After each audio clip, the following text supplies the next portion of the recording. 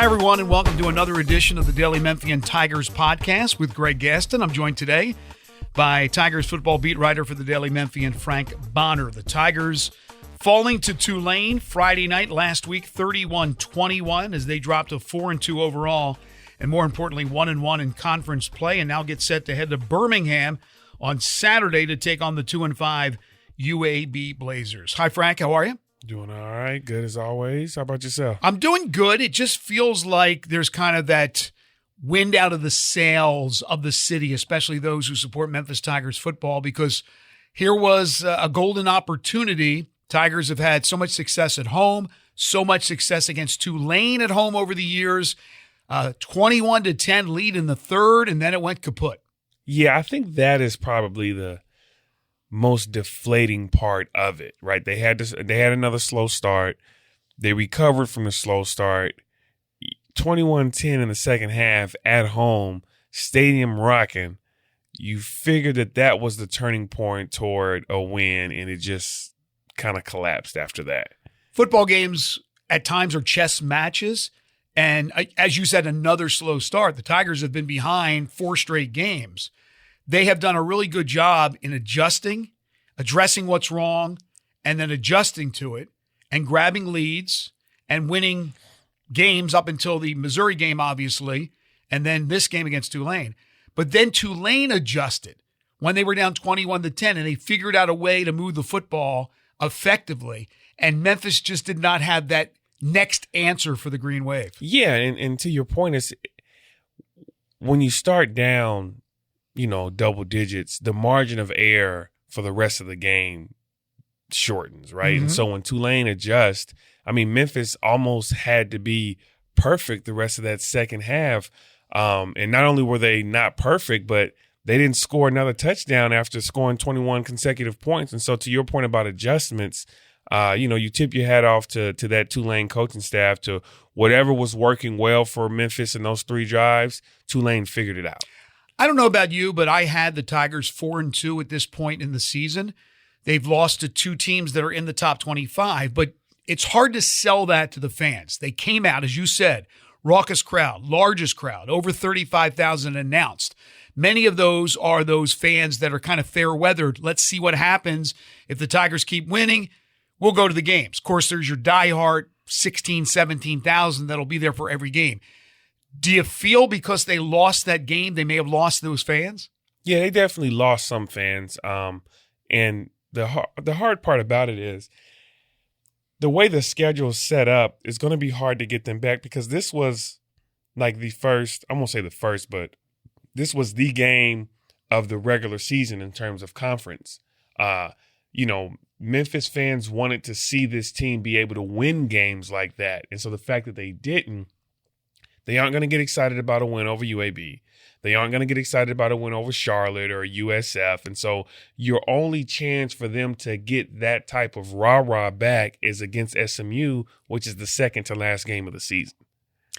There's no question about it. The rest of the schedule, though, certainly is a schedule that's conducive to a lot of wins. And for Memphis to have a shot at getting into the conference championship, which is the ultimate goal for them, was at the beginning of the season, was back in the spring.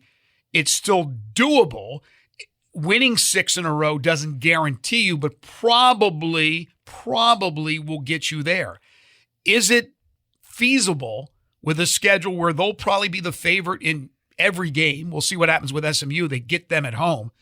But do you think a team that has made some mistakes, a team that has not been consistent for 60 minutes on any given Saturday, do you think they can run the table? Well, yeah, they definitely can. In my opinion, the only question mark, or at least the only question mark that should be, is SMU, because you're, like we just said, they're going to be favored against UAB. You got North Texas, USF, Charlotte, SMU, and Temple. Of those games, the only one that they should be in jeopardy of losing is the SMU game, which is another home game. We've already talked about them being, playing well at home. And so that's the one you should circle in your schedule, because every other game, if they do everything that they're supposed to, they'll win all those other games. Is there a residual effect from the loss from the players' standpoint? Do you think mentally they are in the right place to tackle the rest of the season starting Saturday against UAB when it was certainly a devastating loss in their minds when they had that opportunity and came up short against Tulane? Yeah, I think mentally they're fine. I actually, to your point about where we thought they were going to be at this point in the schedule, I actually had them beating Tulane and then losing to UAB after such an emotional win. Oh, okay. Since they lost to Tulane, I don't really feel like the UAB game is in jeopardy anymore. Like, because I felt the UAB game would have been like a trap game after a big win. Well, since they lost, I think they're refocusing now that they know that they can't lose another game. And so I don't think they're deflated. I think the sense of urgency may be a little bit more because you lost to Tulane, but you still, as far as the season goes, like you still battled against Boise, you beat them. You were right there with Missouri. So like the season outside of that has kind of gone how, like you said, how it was expected. You just have to do what you need to do to get to that SMU game, and you still can punch your way into the conference championship. You just won't host it. From a perception viewpoint, it doesn't help that Boise State blew a big lead against Colorado State last weekend and lost another game in the Mountain West. That win, while it was a good win, is not that great win that you thought it might have been playing a Boise State in their history. But before we tackle this UAB matchup, let's go back to the game against Tulane. Let's look at a couple of things. You had already mentioned here in this podcast about mistakes. It's hard to win games when you make mistakes. It's really hard to win games when you make mistakes against good teams. And 2 interceptions by Seth Hennigan won't cut it. Now, one, you certainly can blame him on. The other one, you certainly can blame Rock Taylor, who took his eyes off a pass from Seth Hennigan. But any way you slice it, Tigers 2 turnovers, Tulane doesn't turn the ball over, they cash in, and that's part of the difference in losing that game by 10. Yeah, not only are you turning the ball over, but you turn the ball over in a game where the offense couldn't get anything going outside of those 3 consecutive drives. And so, like, that also, like, all that, offense that's moving the ball effectively and scoring points, you may be able to figure out a way to win a game after having a turnover or two. But when you aren't generating any consistent ball movement from drive to drive, you definitely aren't going to win the game turning the ball over. Because what that does is that puts your defense on the field even longer. I mean, if you look at that first half, they were on the field for over 20 minutes, the defense was. And they forced 6 failed third down conversions out of 9 in that first half. So it wasn't the fact that they couldn't get off the field. Now, in the second half, they couldn't get off the field. But in the first half, the offense just couldn't get anything going. And that's been a recurring theme. It's really been a recurring theme. The defense has kind of dug them out in the first half. Tigers figure it out offensively and normally come away with a W with the exception of Mizzou. But in this case, they weren't able to once Tulane took that lead, reestablished themselves. Sometimes you got to make breaks for yourself. And there was the one particular drive in which the Tigers defense had a chance to pick off Michael Pratt, which is not the easiest thing to do. 3 separate occasions on that drive. All 3 times they failed to do so. Yeah, and then one thing that Matt Barnes has said in the past, I think this might have even been last year, when we were just talking about the turnovers and everything, right? And one of the things he said is that if we just catch the ones that they throw to us, we'll be all right. Right. And Tulane threw you a couple, and they just didn't catch them. I mean, if you bring those in, maybe the situation's a little different. Well, you stop a sequence there. You stop this possession in particular.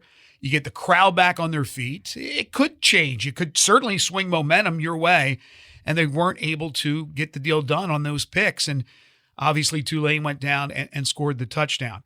The offense, as we thought they would, we're going to have a tough time running the ball against Tulane because everybody basically has had trouble, including Ole Miss, which is Tulane's only loss. They've had trouble running the ball. Now, UAB, and we'll talk about them in a minute, they figured out a way, at least for a while there, to run the ball against Tulane. But we figured it would be tough on the Tigers. It wasn't because the offensive line really was bad. They did their best. That's a formidable front for Tulane. But it was very curious to a lot of people, I'm sure you up in the press box, to me on the sidelines, what the situation was with Blake Watson. Because we still haven't really gotten any confirmation that it was an injury. Although Ryan Silverfield in his Monday press conference said he's day-to-day. And it's interesting that Ryan jumped out in front of any questions to say that. He normally doesn't address injuries and doesn't normally address them at the beginning of press conferences. He made sure to say that he was day-to-day. Now, later I did see Watson on a bike, stationary bike. So I don't know, but during that game, I'm on the sidelines with the ESPN sideline guy, and we're both talking. I said, have you heard anything? He said, no. Have you? I said, no. I'm looking at Watson. He's got his helmet on. He's standing up. He's right there. He goes out with the offensive huddles. So it wasn't a concussion. They would have taken away his helmet. I don't see where he got hurt, but I'm going to take the word, obviously, of the coach that being day-to-day, you're day-to-day from a physical standpoint. So whatever the reason is, Frank, it was very weird with Blake Watson, because we know that for the Tigers to have success, he has to be good. He has to get his opportunities, and he hardly played. Yeah, right. And that's part of the reason why. I mean, if you look, they had 19 rushing attempts, which I think is the lowest attempts that they've had all year. Mm-hmm. Part of that may be because Watson was out. And even before the Monday press conference, after the game and the post game, the comments surrounding Blake Watson were kind of odd. And to your point about Ryan jumping out and getting in front of injuries, I think the other part of that is he wanted to throw out the fact that Seth Morgan was going to be out for the year. And so once he throws that out, then he reels down. He talks about, Tristan Vandenberg. That's one way to look at it. Yeah. Yeah, right. And I don't know. But in that press conference after the game, and this was also the same when he did his post-game presser with us on the Tigers radio broadcast of the game. After the game, we get him, and then he goes and meets with you guys on the podium. He said, he didn't even say he was banged up, and then he said something to the effect of, was maybe looking for a spark. So it almost made you think that he thought he was ineffective, where maybe he knew they were going to go strictly passing, and maybe they were in a better situation with Sutton Smith, and we saw Brandon Thomas with his first action as a running back. I don't know. I just thought the whole thing was peculiar. But the fact that you see Brandon Thomas makes it even more peculiar, because where's Jay Ducker? Like, you know what I mean? And he touched on Jay Ducker too, in terms of, they had a conversation about what's, best for him in the program or whatever. But also just that everything surrounding the running back situation in that game was kind of odd, because even if you do feel like you're going to be more passing, you've used Blake Watson in the pass game effectively before. Yes. And so you wouldn't take him out just because of the passing. And so, like, the idea that he's injured, I think, is what the narrative is. And maybe so, but the injury part was very non-committal in the post game. At least it was to me. It was to me, and it was to everybody else as well. As far as Jay Ducker, I think Jay Ducker has just fallen behind on the depth chart, and Brandon Thomas now will go in as the third running back, assuming that Watson can go on Saturday against UAB. If Watson can't go, Sutton Smith, Brandon Thomas, Ducker then would be the third teamer. That's a little scary proposition. They need Blake Watson. I think we could all agree on that. Whatever the situation was, for the Tigers' sake, let's hope that Blake Watson is back. But let's give Sutton Smith a little bit more credit. Let's see what he's able to do when he's the number one guy, because this is a guy that, at the end of last year and heading the offseason, we thought he was going to be the dynamic playmaker that we see Blake Watson being. And so did they. Yeah, right? So did they. They've been talking about him ever since he stepped foot on campus. So let's not sell Sutton short. Let's see what he can do. Without question, you're right about that. But remember, Blake Watson wasn't part of the program last year. They go out, they get him in the portal, and it could be just simply that Blake Watson is better than Sutton Smith. Maybe not, but I think you're right. Sutton Smith is somebody they're high on. I think Sutton Smith has shown glimpses of what he can do. He just needs to do it more consistently. And I think we saw more consistent play from Blake Watson, explosiveness. We know Sutton Smith has that ability, but he really hasn't gotten there yet. But he may be the guy that is called upon on Saturday, again, because we don't know what the situation is really with Watson at this moment. Yeah, and Blake's more polished, right? He did it over at Old Dominion, right? So he has a little bit more experience in his repertoire, which right. is, he's been around college football long enough. Sutton Smith is still a little new to the college game, I would say. All right. The other question is Seth Hennigan. Seth Hennigan is in his third year. You don't expect him to make some of the mistakes that he's made. He's continually getting off to slow starts in games. I don't know what the reason was. He was 1 for 9 at one point. You've never seen that with Seth Hennigan. Now, granted, he got into a groove. He ended up putting together darn good numbers, with the exception of the 2 picks. Again, you can argue one was not his fault. But what are you seeing in Seth Hennigan? Because I know the coaches are very positive. They're always talking positively about him. He's a leader. We know how important he is. But what are you seeing, Frank, when you watch Hennigan? Well, the glaring thing is obviously the turnovers. And I know we've mentioned, if we want to talk about the Tulane game, we can say he threw 1 interception instead of 2 because, like you said, that other one wasn't his fault. There were a couple other ones throughout the season that may not have been his fault. But the most glaring thing is obviously the interceptions because he's already approaching his total season mark in the last 2 years already. But I think the thing about Seth is because his freshman year was so good, the expectation for him rose after that freshman year, and his trajectory isn't meeting what people thought it would be after watching his first season. And I think that may be part of it because he isn't playing horrible, right? He's playing okay, but I think the expectation was for Seth to play. He's got to be better than okay, right? The expectation was for him to be a top quarterback in the conference, right? And so that's where, if this team wants to go far, that's the level of play that Seth needs to rise to. Ryan Monday in his presser even alluded to the fact that maybe he was a little too excited at the beginning of the game. He was a little bit too juiced up. He's got to be calm, cool, and collected. He has to be like Joe Burrow, right? Because he leads by example. And a lot of players, especially young players, are looking up to him. You can't have him out there being erratic. He has to be calm. Again, he gets into that groove, and he's more himself as the game goes on. But early on, it would be nice to see this Tigers team start out a game quickly and not have to worry about always coming from behind. Yeah, and Cramsey's offensive coordinator, Tim Cramsey, said today that, anytime a team wins, a lot of the credit is going to go on the quarterback.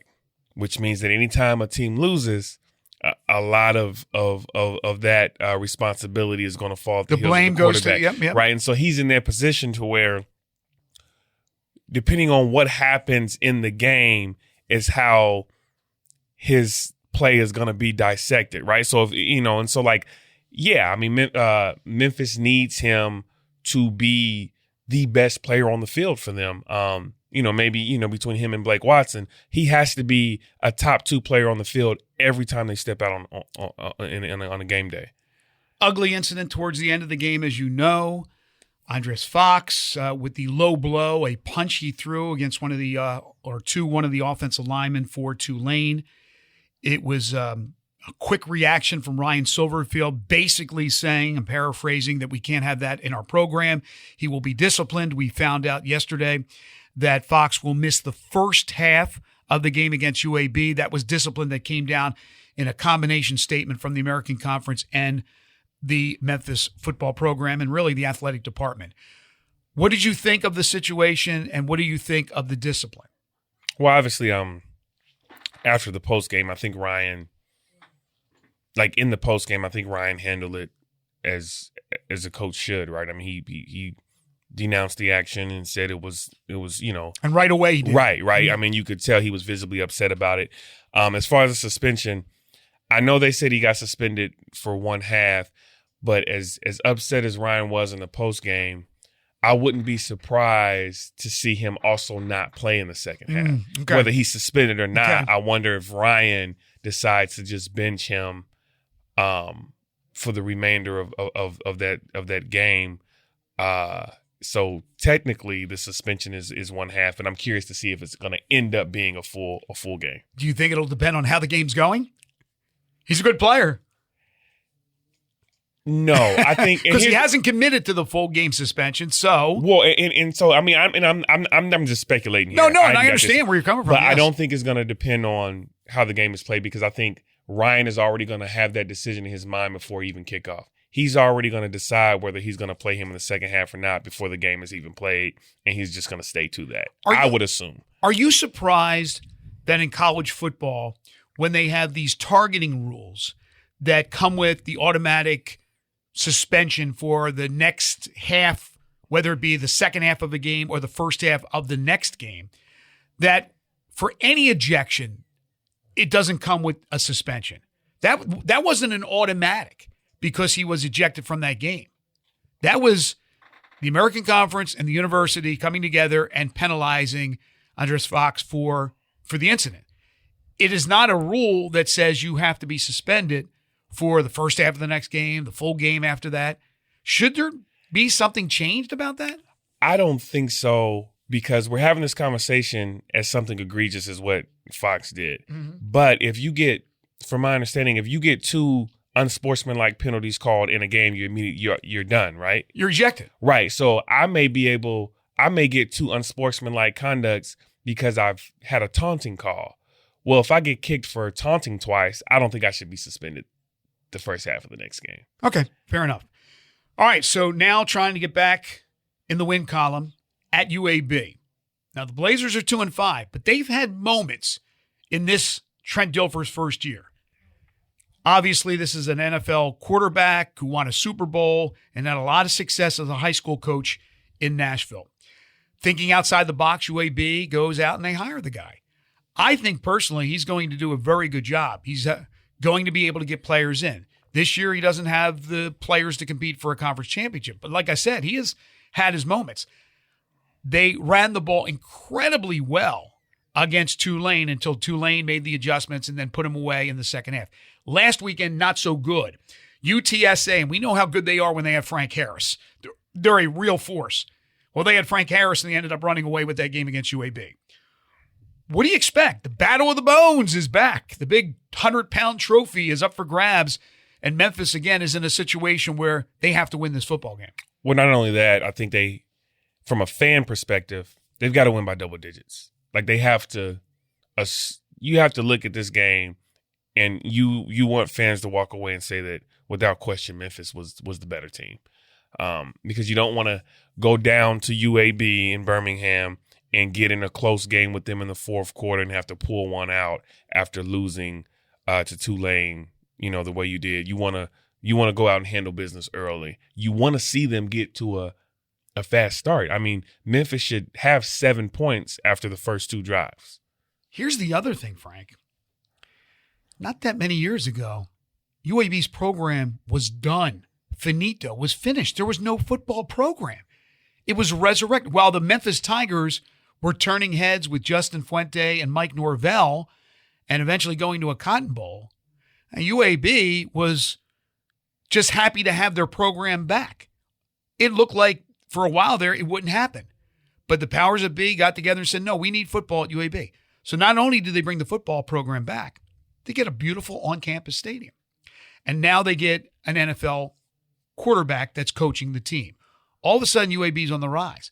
But there's no way, I can guarantee you in the eyes of Memphis Tigers fans, that UAB should surpass Memphis anytime in the present or future. So you're right. This is a pivotal game, not only for trying to get to their ultimate goal of getting to the conference championship game, but from a perception standpoint, I don't care if this game's on the road, at home, or on the moon. You need to win this football game, Frank. You said you need to win by double digits, but I can't even imagine what the response will be like if they go down there and lay an egg. Yeah, and we mentioned UAB's ability to run the ball. Memphis has to just assert their dominance ability to run the ball. And I don't care whether it's with Blake Watson or Sutton Smith or Brandon Thomas, but you got to run the ball well. You got to run the ball. And that'll get some pressure off of your passing game. You want Seth to be comfortable because what you want is Seth to have a big game, just to have that comfort level back there in that pocket as you continue to go on throughout the year. And this isn't Tulane's defensive front. This isn't a front that is one of the best in the country with a player or two that could certainly have a chance at the NFL. I'm not saying UAB is pushovers, but the Memphis offensive line, I think, has done a credible job so far this year. They shouldn't be pushed around in this game. I know I talked to a couple of them. They are fired up to get back on the horse and play this game. Rivalry, rekindled, all that stuff. But they want to go in there and they want to push them around. They don't want to be pushed around. They want to go in there, set the tone, push them around. And if they do, you're right, Frank, that should open up things for the running game. Yeah, and to your point about how they looked against Tulane, they didn't look bad against Tulane, no. Right? And so if you play with that same type of effort that you had against Tulane against this UAB team that doesn't have the NFL type defensive front, you should be able to win that battle in the trenches. So I just talked about a moment ago the doomsday scenario. But let's look at this through 6 games. We're halfway through the regular season. Memphis is 4-2. They've lost to 2 teams in the top 25. Missouri is 6-1 now and continue to be the surprise of the SEC. The Tulane game, yes, I understand you lost at home, losing to Tulane for the first time since the last century. I get it. But 4-2, they've had chances. They certainly had a chance in the Missouri game. They lose by 7. Tulane pulls away in the end. But let's look at the positives. Again, they're sitting in a pretty good position. Now, they don't have a lot of room for error, but they're sitting in a pretty good position. Your prediction, again, was to beat Tulane and then lose the UAB. So you would have them coming out of UAB at 5-2. Which they still... Right. Right. And which is what my prediction was, which is probably the prediction of most people. And when you look at that, well, I know there are some people out there going, oh, man, they got to be unbeaten or I'm not going to support this. I understand those fans. But they're right where they need to be. And they still, to a certain extent, control their own destiny. I know if they win out, it's not automatic to get to the conference championship game. So in a sense, they don't. They'll need a little help. But it's still right there for them, Frank. So that's the positive thing. Let's not look at this Tigers team because they lost to Tulane and go the season is over. No, I mean, look, even if they do win out and something wonky happens, the one scenario that they went out and don't make the championship or whatever, they're still 10-2. 10-2, possibly 11-2 with a bowl game. Are you going to snub your nose up at that? Right. Right. And so, like, one conference loss, like you said, doesn't derail the whole thing.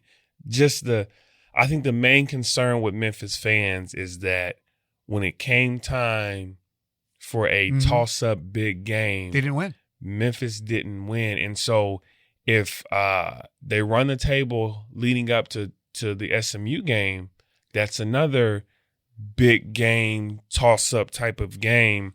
Fans are going to question their ability to get it done, even if they beat UAB, Charlotte. It's a great point. You know what I mean? It's a great point. Yeah. That was your chance to get the fan base fully behind you. But at the end of the day, you want the fan base back. You went out. You go to the conference championship. Like, fans are way back on your bandwagon, as if they never left. No, you're right. The fans understand this schedule. Yeah. It's not murderer's row. We understand that as well. But you can't sneeze at 10-2 if they can do something like that. Now, if there's a bad loss coming down the road, that kind of derails the train a little bit. But if they could take care of business and then have a nice crowd and beat SMU, because you're right, even though it's not Tulane, SMU is the next one. They're a very capable team. Other than that, the teams that are left on the schedule are mediocre at best, maybe a tad above average for a couple of them, others below average. I know Temple's always tough, especially in Philadelphia. They've had trouble with the Owls in the past, but there's really no excuses. And if you do that, yeah, I don't understand how a fan would sit and say, yeah, 10-2, just not good enough. Ryan Silverfield can't do the job. No, he's doing the job. But if you go down to Birmingham, you lose that game. There's another loss down the road as well. you finish again middle of the pack in the conference, all of a sudden you got 4 or 5 losses. That's a whole different story. Yeah, I mean, because, in the preseason rankings, Memphis was voted to finish 4th. And 2 of the 3 teams that were ahead of you are on your schedule. You already lost to one of them. You got to at least split those games if you think that you should be in the top echelon of the conference, right? Right. And so you have to beat SMU to say that you shouldn't have been voted 4th. You know what I mean? Because those 2 teams are on your schedule. You can go mano a mano, see them on the field. You got to win at least one of them. Well, as Coach would say, take them one game at a time, and that starts on Saturday. Early kickoff, 11:30. The Tigers and the UAB Blazers. Of course, I'll be down there with the broadcasts on the Tigers radio network on Learfield. And Frank, of course, will be down in Birmingham covering the Tigers, giving you the best coverage here at the Daily Memphian. Frank, as always, until next week, thank you so much. Really appreciate it. Yes, sir. That is Frank Bonner. He's the Tiger football beat writer for the Daily Memphian, and this has been the Daily Memphian Tigers Podcast with yours truly, Greg Gaston. Be sure to check out our other podcasts, the Daily Memphian's Food Podcast, Sound Bites. It's hosted by Chris Harrington and Holly Whitfield. The Sidebar with Eric Barnes is about arts, culture, and everything in between. And the Grizzlies Podcast, Grizz getting ready to start the regular season. That is also hosted by Chris Harrington with Drew Hill. All of our podcasts are available on Apple Podcasts, Spotify, or wherever you find your podcasts. Have a great day, and we'll talk to you next time.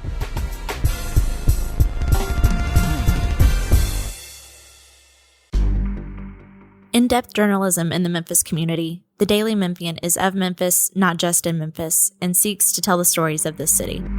TheDailyMemphian.com. Truth in place.